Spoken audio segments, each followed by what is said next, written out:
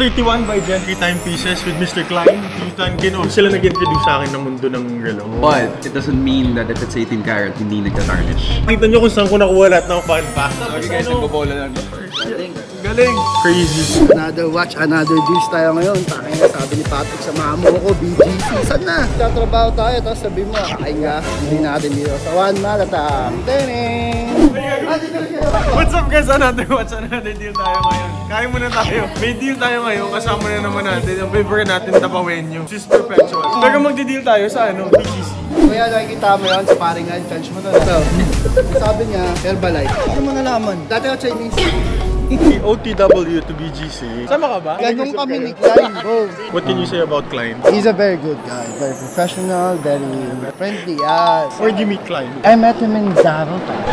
Magsalita talaga? Hindi. I'm just trying to practice my Lagalian accent. Uy, ano ba? Polo! Galante. Tropa kong galante, even without the camera. Nandito na tayo sa BGC. Welcome to 31.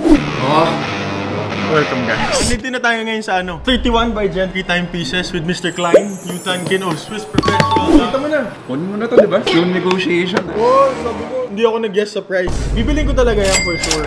Yung price na lang pag-uusapan natin. No, but totoo, I chose this watch also because I wanted to congratulate you guys on this beautiful store that you guys opened. Here you go. So this is a just 36 two-tone rose gold, mother of pearl, reference number 126231. Ang declare ni Klein is brand new, old stock, 2023. Check mo lang. Gusto ko ikaw mag-inspect ng unit. Sa inyo ako natuto paano mag-check ng brand new eh. Dati, agent ako ni Klein, ng SP. Kaibigan lang lang yun. Parang sila nag-introduce sa akin ng mundo ng relo.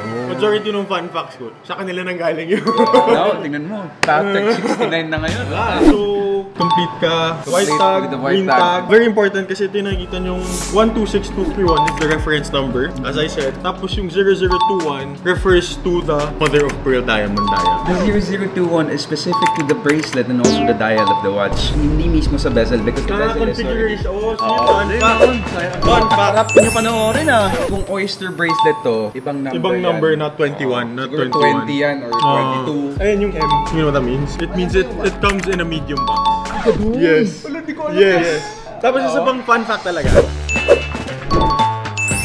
Ito tinatawag na Ever Rose Gold na alloy ni Rolex. 18 karat rose gold lang siya in short. It was introduced in 2005. So sa mga vintage models, lahat sila yellow gold, 5 digit, walang may rose gold. But they had rose gold back in the days, sa 4-digit era. But they're very rare. Rarer than white gold. So yung production ng white gold dati 1:10. Yung production ng rose gold dati 1:100. And this is comparison with the yellow gold. The yellow gold pinaka-common dati because you know how gold is. Gold is yellow. Eh paano nila ginagawang rose yan? Different alloy, different composition ng i-mix nila with the yellow gold. With more copper, with more platinum, silver. Depende na yung mga famous nila kung anong de-decide nila. Galing mo po siya. Nakita nyo kung saan ko nakuha lahat ng fun fact. Sorry guys, nagbobola lang. Isa pa akong learning na up until parang 1970s, Rolex did not have their own foundry. Parang 1972. Ibig sabihin hindi si Rolex mismo yung nag-melt ng gold nila. Wala silang foundry kung tinatawag. Yung may older Datejust models, makikita nyo, sobra yung patina nung bezel for example. Kasi 14 karat gold pa. So parang medyo nagta-tarnish siya. So up until 70s, mid-70s, meron pang 14 karat gold. Everything now is 18 karat gold na. But it doesn't mean that if it's 18 karat, hindi nagta-tarnish.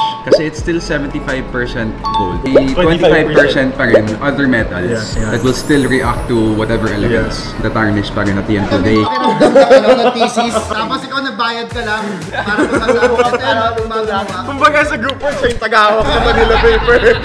Pero yun, with this, kita mo naman, ang tulis pa nung fluted bezel na highly unlikely na polished siya. Pero ang price ngayon, ang pag-uusapan natin, you were asking 1 million. Okay naman na price yung 1M kasi syempre kailangan natin tumawad. Lying sa speed. Huwag naman. For sale na yan eh. Lumipad pa ako, galing pa ako ng Davao. Okay lang. 990. Okay, sige, nandito. Dati lang. Galing! Hindi ko pwedeng baratin si Klein. Napakabait ito. Pambawi din kasi yung last time na nasa Davao kayo ni Hype. Sorry, wala ako.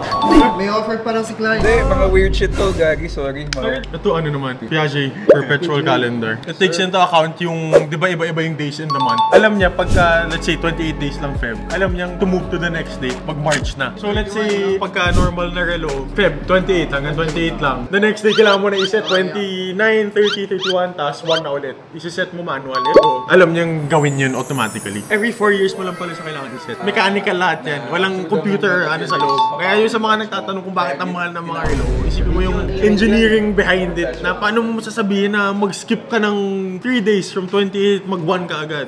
Gears lang gamit. Galing. Crazy. Nakakatawa na. Sa daming ano dito, trivia. Wala, mga encyclopedia, mga dalawang yan eh. Kuda. Ano? Flexing agad. Okay. So, done deal at 990,000. Pangapa. Happy Gen ka, happy ending daw sabi ni Baymax. Outro!